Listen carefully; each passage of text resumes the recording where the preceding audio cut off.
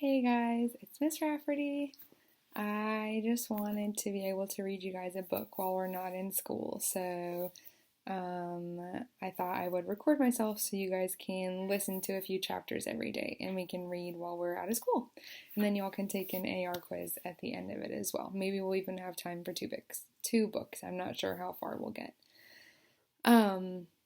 Anyway, I am reading on my phone because I wanted to be able to show you guys what you can do too. You can go to the App Store and you can download Epic. Okay, I think a lot of you have used Epic in school. I sent all of your parents a link on their email, okay, that they can get free Epic until the end of the school year. So you can follow along with me and read the book that I'm reading, or you can read any other book that you would like. It's another place to do that. If your parents didn't get the link, go ahead and let me know as soon as possible so I can get their right email and I can resend it out to you. All right. Hold on, let me turn this down.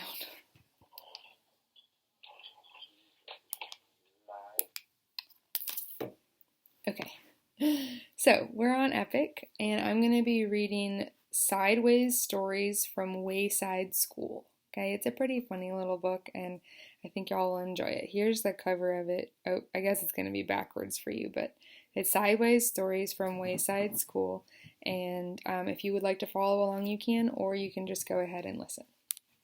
All right, so I'm going to go ahead and read a few chapters today. Introduction. This book contains 30 stories about the children and teachers at Wayside School. But before we get to them, there is something you ought to know so that you don't get confused. Wayside School was accidentally built sideways. It was supposed to be only one story high with 30 classrooms all in a row. Instead, it is 30 stories high with one classroom on each story. The builder said he was very sorry. The children at Wayside like having a sideways school. They have an extra large playground. The children and teachers described in this book all go to the class on the top floor. So there are 30 stories from the 30th story of Wayside School. It has been said that these stories are strange and silly, that it's probably true. However, when I told stories about you to the children at Wayside, they thought you were strange and silly. That is also probably true. Chapter 1. Mrs. Gorf. Mrs. Gorf had a long tongue and pointed ears. She was the meanest teacher in Wayside School. She taught the class on the 30th story. If you children are bad, she warned, or if you answer a problem wrong, I'll wiggle my ears, stick out my tongue, and turn you into apples. Mrs. Gorf didn't like children, but she loved apples. And here's a picture of Mrs. Gorf.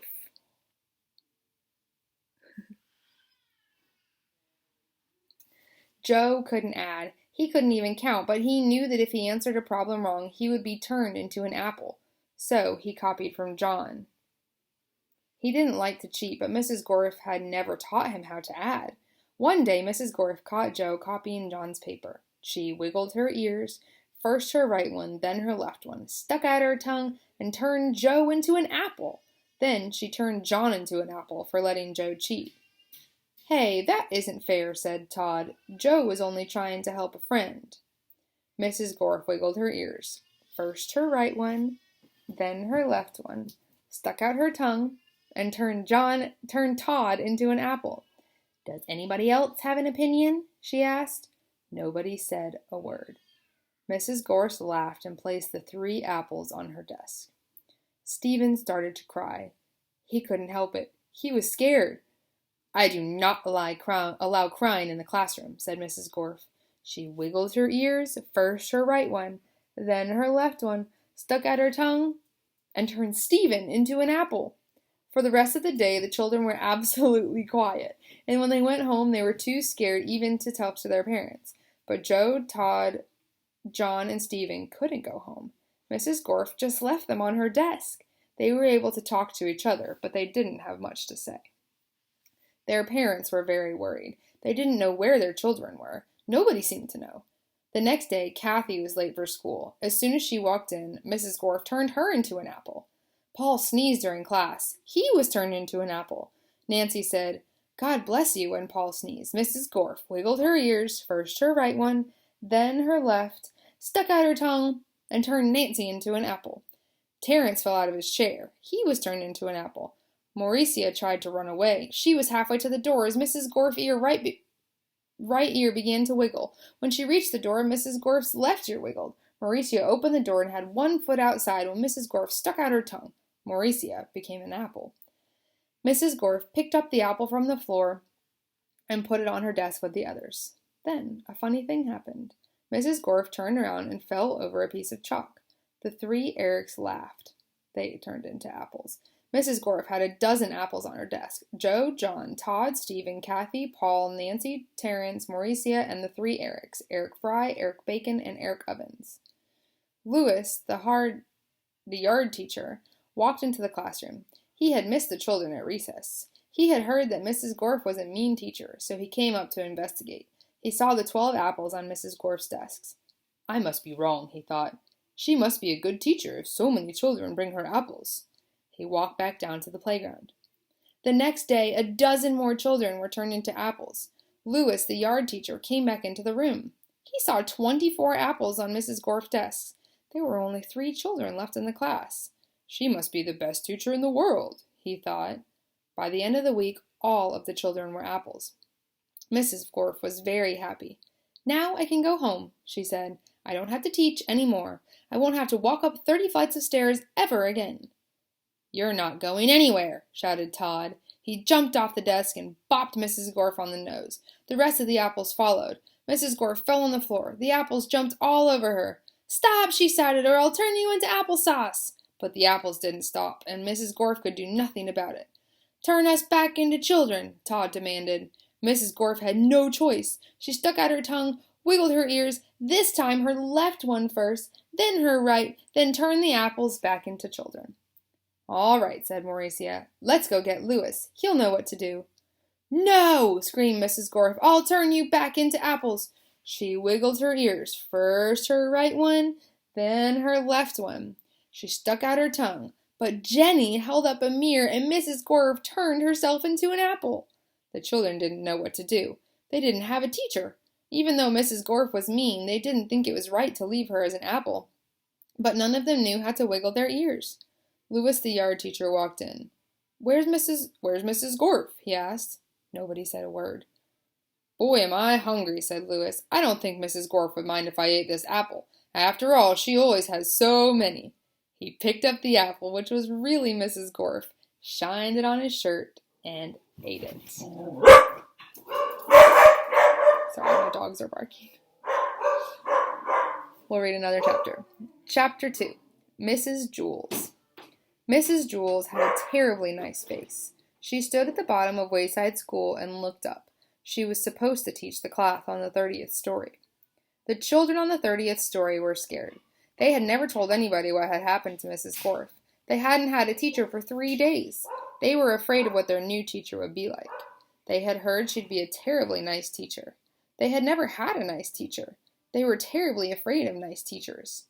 Mrs. Jules walked up the winding, creaking staircase to the 30th story. She was also afraid. She was afraid of the children. She had heard they would be horribly cute children. She had never taught cute children. She was horribly afraid of cute children.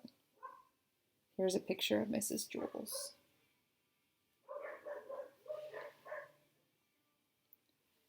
She opened the door to the classroom. She was terribly nice. The children could tell just by looking at her. Mrs. Jules looked at the window. They were horribly cute. In fact, they were much too cute to be children. I don't believe it, said Mrs. Jules. It's a room full of monkeys. The children looked at each other. They didn't see any monkeys. This is ridiculous, said Mrs. Jules. Just ridiculous. I walked all the way up 30 flights of stairs for nothing but a class of monkeys. What do they think I am? I am a teacher, not a zookeeper. The children looked at her. They didn't know what to say. Todd scratched his head. Oh, I'm sorry, said Mrs. Jules. Please don't get me wrong. I have nothing against monkeys. It is just that I was expecting children. I like monkeys. I really do. Why, I'm sure we can play all kinds of monkey games. What are you talking about? Asked Todd. Mrs. Jules nearly fell off her chair. Well, what do you know? A talking monkey. Tomorrow I'll bring you a banana. My name is Todd, said Todd. The children were flabbergasted. They all raised their hands. I'm sorry, said Mrs. Jules, but I don't have enough bananas for all of you. I didn't expect this. Next week I'll bring a whole bushel. I don't want a banana, said Calvin. I'm not a monkey. Would you like a peanut? asked Mrs. Jules. I think I might have a bag of peanuts in my purse. Wait a second. Yes, here it is. Thanks, said Calvin. Calvin liked peanuts. Allison stood up. I'm not a monkey, she said. I'm a girl. My name is Allison, and so is everybody else. Mrs. Jules was shocked. Do you mean to tell me that every monkey in here is named Allison? No, said Jenny. She means we are all children. My name is Jenny. No, said Mrs. Jules. You are much too cute to be children. Jason raised his hand. Yes, said Mrs. Jules, the chimpanzee in the red shirt. My name is Jason, said Jason, and I'm not a chimpanzee. You're too small to be a gorilla, said Mrs. Jules. I'm a boy, said Jason. You're not a monkey? Asked Mrs. Jules. No, said Jason. And the rest of the class, they're not monkeys either? Asked Mrs. Jules. No, said Allison. That is what we've been trying to tell you. Are you sure? Asked Mrs. Jules. We'd know if we were monkeys, wouldn't we? Asked Calvin. I don't know, said Mrs. Jules. Do monkeys know that they are monkeys? I don't know, said Allison. I'm not a monkey. No, I suppose you're not, said Mrs. Jules. Okay, in that case, we have a lot of work to do. Reading, writing, subtraction, addition, spelling. Everybody take out a piece of paper. We will have a test tomorrow. Jason tapped Todd on the shoulder. He said, Do you want to know something? I liked it better when she thought we were monkeys. I know, said Todd. I guess now it means she won't bring me a banana. There will be no talking in class, said Mrs. Jules. She wrote Todd's name on the blackboard under the word discipline. All right, we're going to read one more chapter today. Let's see how long it is. Chapter 3, Joe. Here's a picture of Joe. You can may be able to predict from that picture that he gets a little confused by math. Joe had curly hair, but he didn't know how much hair he had. He couldn't count that high. In fact, he couldn't count at all. When all of the other children went to recess, Mrs. Jules told Joe to wait inside. Joe, she said, how much hair do you have? Joe shrugged his shoulders. A lot, he answered. But how much, Joe? Asked Mrs. Jules. Enough to cover my head, Joe answered. Joe, you are going to have to learn to count, said Mrs. Jules. But Mrs. Jules, I already know how to count, said Joe. Let me go to recess. First, count to 10. Joe counted to 10. 6, 8, 12, 1, 5, 2, 7, 11, 3, 10. No, Joe, that is wrong, said Mrs. Jules. No, it isn't, said Joe. I counted until I got to 10. But you were wrong, said Mrs. Jules. I'll prove it to you. She put 5 pencils on his desk. How many pencils do we have here, Joe? Joe counted the pencils. 4, 6, 1, 9, 5. There are 5 pencils, Mrs. Jules. That's wrong, said Mrs. Jules. How many pencils are there? Joe asked. 5, said Mrs. Jules. That's what I said Joe. May I go to recess now? No, said Mrs. Jules. You got the right answer, but you counted the wrong way. You were just lucky. She set 8 potatoes on his desk. It's weird that she has potatoes at school. How many potatoes, Joe? Joe counted the potatoes. 7, 5, 3, 1, 2, 4, 6, 8. There are 8 potatoes, Mrs. Jules. No, there are 8, said Mrs. Jules. But that's what I said Joe. May I go to recess now? No, you got the right answer, but you counted the wrong way again. She put 3 books on his desk. Count the books, Joe. Joe counted the books. 1,000, 1,000,000, 3. 3, Miss Jules. Correct, said Miss Jules. May I go to recess now? Joe asked. No, said Miss Jules. May I have a potato? Asked Joe. No, listen to me. 1, 2, 3, 4, 5, 6, 7, 8, 9, 10, said Mrs. Jules. Now you say it. 1, 2, 3, 4, 5, 6, 7, 8, 9, 10, said Joe. Very good, said Mrs. Jules. She put 6 erasers on his desk. Now, count the erasers, Joe, just the way I showed you. Joe counted the erasers. 1, 2, 3, 4, 5, 6, 7, 8, 9, 10. There are 10, Mrs. Jules. No, said Mrs. Jules. Didn't I count right? Asked Joe. Yes, you counted right, but you got the wrong answer, said Mrs. Jules. This doesn't make any sense, said Joe. When I count the wrong way, I get the right answer, and when I count the right way, I get the wrong answer. Mrs. Jules hit her head against the wall 5 times. How many times did I hit my head against the wall? She asked. 1, 2, 3, 4, 5, 6, 7, 8, 9, 10. You hit your head against the wall 10 times, said Joe. No, said Mrs. Jules. 4, 6, 1, 5. You hit your head 5 times, said Joe. Mrs. Jules shook her head no and said, Yes, that is right. The bell rang and all the other children came back from recess. The fresh air had made them very excited, and they were laughing and shouting. Oh, darn, said Joe. Now I miss recess. Hey, Joe, where were you? Asked John. You missed a great game of kickball. I kicked a home run, said Todd. What was wrong with you, Joe? Asked Joy. Nothing, said Joe. Mrs. Jules was just trying to teach me how to count. Joy laughed. You mean you don't know how to count? Counting is easy, said Mauricia. Now, said Mrs. Jules, what's easy for you may not be easy for Joe, and what's easy for Joe may not be easy for you. Nothing's easy for Joe, said Mauricia. He's stupid. I can beat you up, said Joe. Try it, said Mauricia. That will be enough of that, said Mrs. Jules. She wrote Mauricia's name on the blackboard under the word discipline. Joe put his head on his desk between the 8 potatoes and 6 erasers. Don't feel bad, Joe, said Mrs. Jules. I just don't get it, said Joe. I'll never learn how to count. Sure you will, Joe, said Mrs. Jules. One day it will just come to you. You'll wake up one morning and suddenly be able to count. Joe asked, If all I have to do is wake up, what am I going to school for? School just speeds things up, said Mrs. Jules. Without school, it might take another 70 years before you wake up and are able to count. By that time, I might have no hair left on top of my head to count, said Joe. Exactly, said Mrs. Jules. That is why you go to school.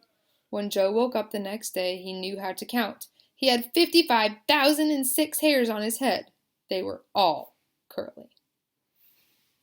I hope you all enjoyed the first 3 chapters of Wayside Stories from Sideways Stories from Wayside School.